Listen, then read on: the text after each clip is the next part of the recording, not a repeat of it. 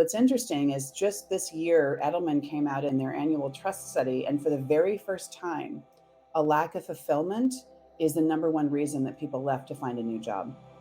So the research supports that this is really the core issue to be solved in society right now.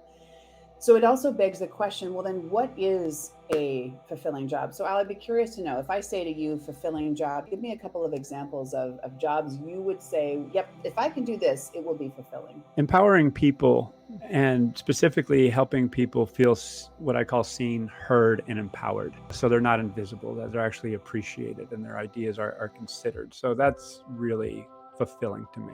And actually is aligned very much with the outcomes of your purpose assessment, which I'll come back to in just a moment. What we typically hear is there are specific jobs that lend themselves to what you just shared. Doctor, teacher, leader of a nonprofit organization, a community-based organization.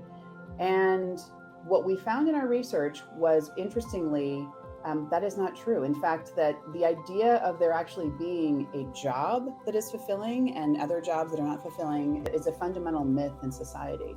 What we found instead is that there are a tremendous number of people in those fulfilling job titles, if you will, that are not fulfilled.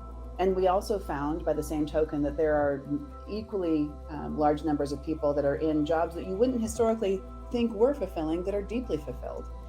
And the reason for that is that it's people themselves that make the meaning out of the work.